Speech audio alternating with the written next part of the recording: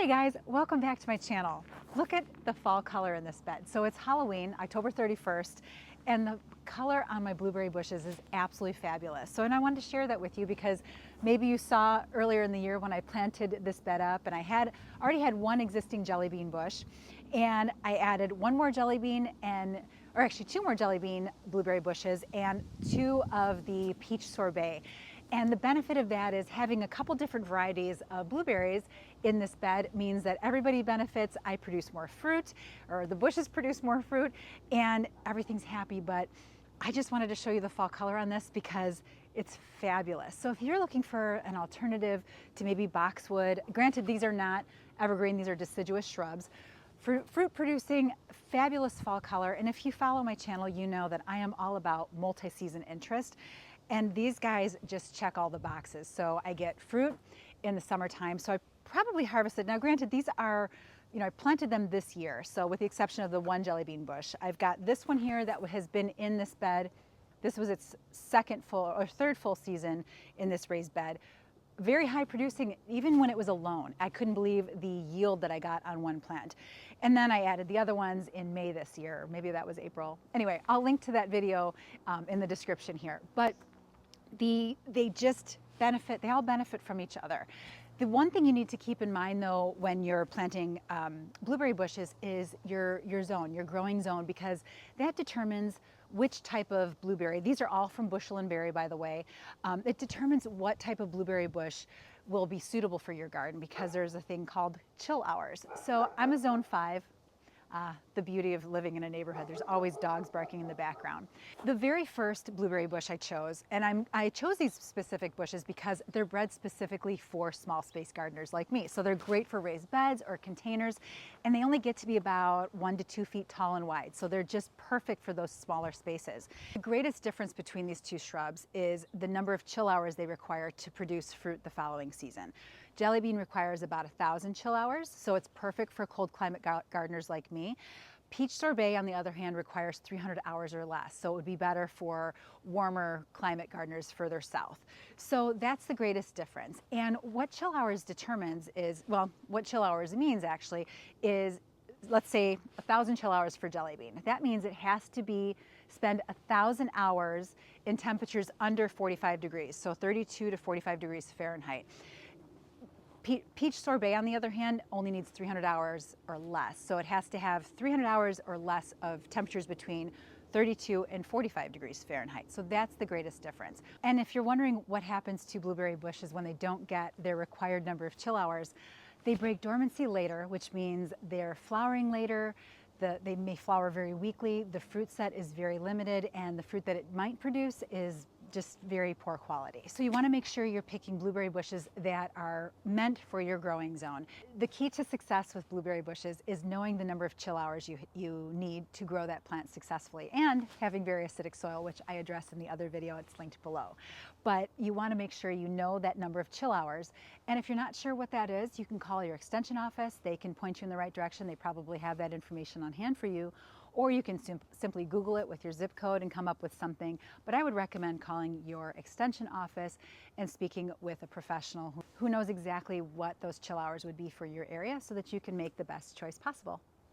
As far as growing them in raised beds, I have not had any problem overwintering jelly bean. Peach sorbet, given that it's hardy to zone 5 to 10, we'll see how that does. I do mulch them heavily in the wintertime.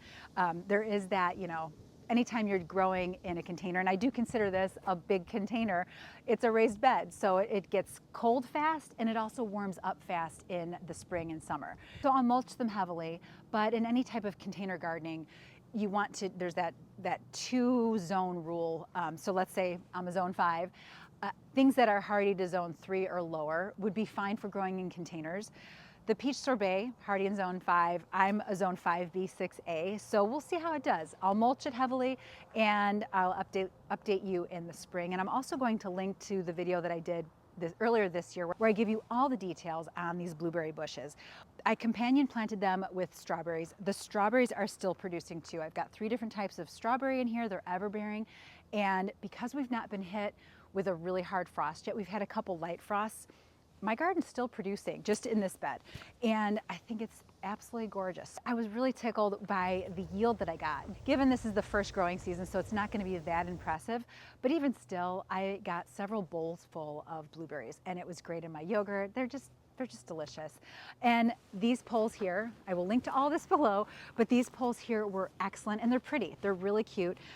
They were great for securing bird netting, because once these flowered, and I allowed them to flower before I covered them, because keeping the flowers available to pollinators is what gives you that heavy fruit set. They pollinate everything for you. They cross-pollinate. So we want that to happen. We want the pollinators to have access. And then once I started to see berries producing from where those flowers were, that's when I threw on the netting and kept it covered. And these produced for about a month, give or take, and I expect next year will be even better. But if you're looking for an alternative to a boxwood, or maybe you're looking for a hedge with multi-season interest, definitely consider these low-growing Bushel and Berry blueberry plants, because the fall color is fabulous, and you get the benefit of, it's just a beautiful plant, very attractive.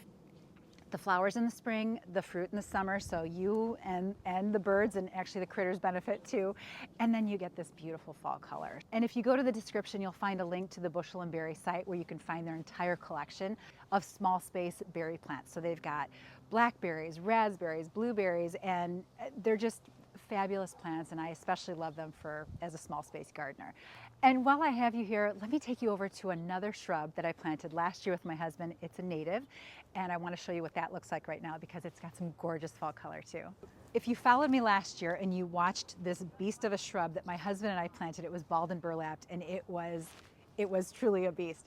But the fall color on it is gorgeous. This is Viburnum trilobum, or American cranberry bush, a variety called Redwing. It's native, and look at the fall color, guys. It is glowing, which is why I planted it. So another multi-season interest shrub, native, hardy in zones 2 to 7, and it produces the berries, white flowers. It's beautiful. The only thing is it kind of listed back a little bit, so I'm not in a position to fix that right now, so that's going to be a job for next spring, where I'm going to have to kind of wait for the ground to, maybe in the spring, for it to soften up a little bit, and then kind of shimmy it back into place and see what happens. So I just wanted to show you what this looks like, because the leaves on it, look at how it glows. So it's morning, and it's, as soon as the sun is high in the sky, it looks like fire. It is that beautiful.